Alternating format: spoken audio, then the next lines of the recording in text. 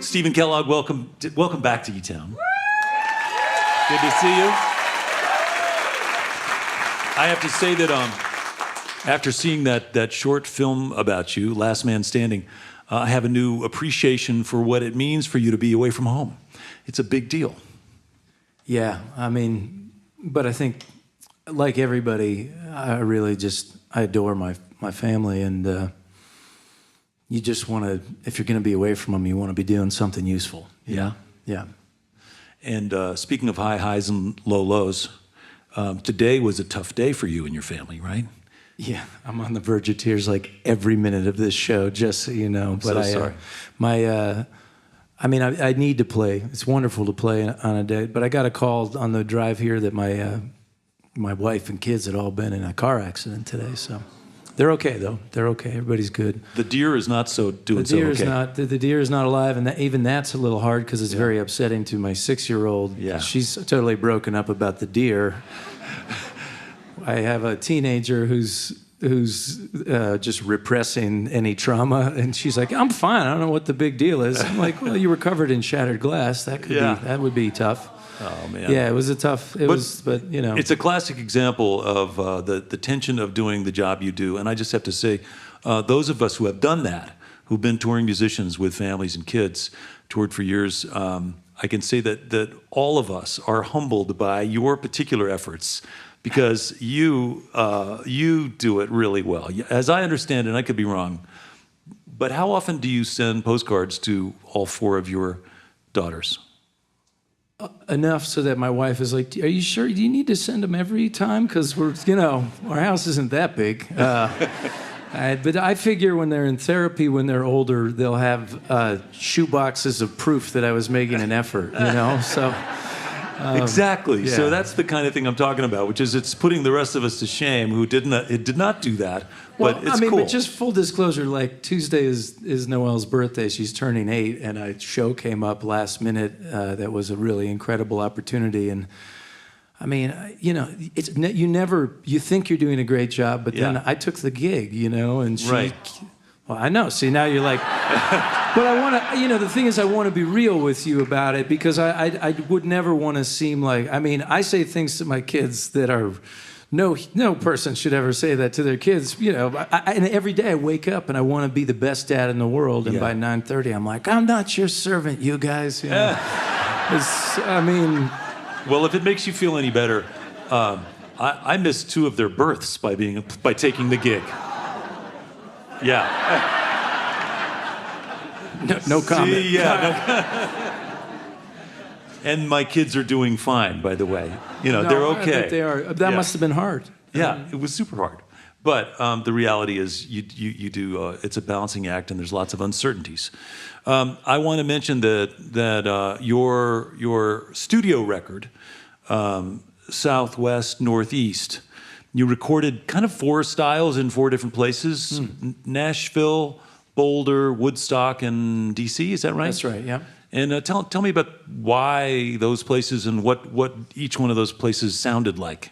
Well, when I did that record, which I needed to, that record was just more about the process of making it. And I wanted to play with different bands because I'd had the same band for 10 years, and we were really close, and some of the guys needed to do other things, and you feel lost. And so I had to laugh before when Ed said he had worked through his midlife crisis. I'm like, are you serious? Like, wow, that's amazing. Yeah. I certainly haven't. I'm like looking at SUVs at night, like, that'd be nice. I mean, clown. I know.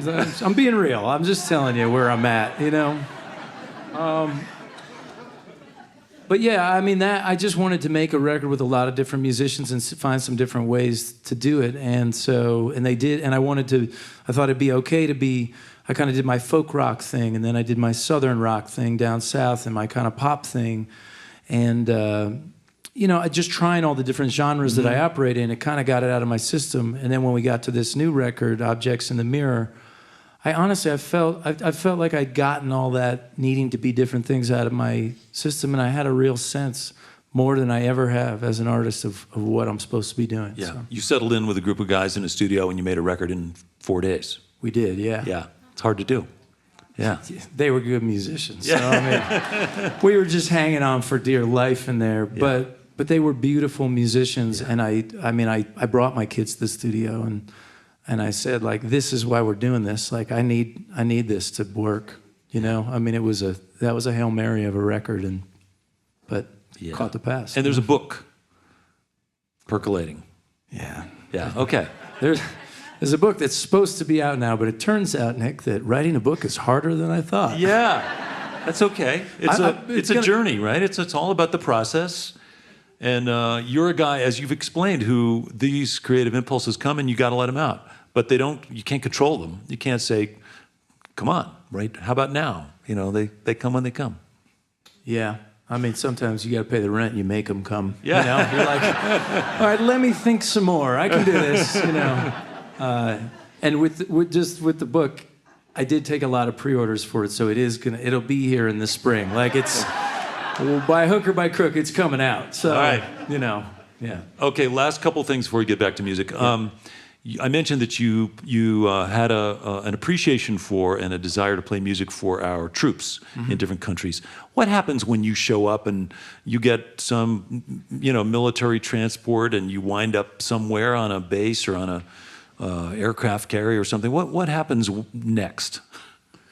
Well, you hop off and you try not to throw up because I don't know if anybody's in the service, but military transport is not very glamorous, so it's very hot and you're in the VIP seat, which you have no seat. And it's just, oh man, I usually get there and you're supposed to be this VIP, this dignitary, and I just walk off with like a green pallor and just try to, but you're there to say thanks more than anything, because most of those folks don't necessarily listen to my music or know who I am, but I'm there because I wouldn't have made a good soldier. But I'm very grateful that we have a military that mostly does good. That mostly we at least have an idea, and hopefully this idea will sustain. That we can do good things in the world, And so when I go over there, I see a lot of people who maybe didn't have another option, and they decided to be in the military, and they're giving up their time. They're away from their families for much more than we are as musicians. So I'm just there to say thank you so much for your service. And the music is kind of a footnote to that, but it's really just knowing that someone who clearly doesn't fly very well landed on their aircraft carrier and went around shaking hands, and that's the point. Yeah, and it's cool thinking about what our award winner Jamie was talking about, just the power of music in kind of changing the channel. You just bring people together. It's a different experience when there's music involved and there's a bunch of people, and it does create a connection across boundaries and borders. And I imagine that's what happens there too. Absolutely. I mean, we always come back with full hearts. Yeah. Well, listen, I again have a deep appreciation for what it takes for you to be a road dog as you are, and it's great to keep in touch. And thanks for sharing your music with us, and we're going to get back to more of it now. Yeah, thank you so much. All right, welcome back, Stephen Kellogg.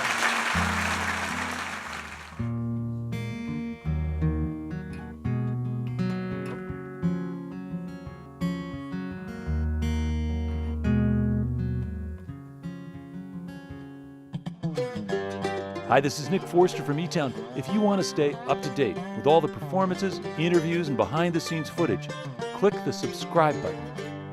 Thanks.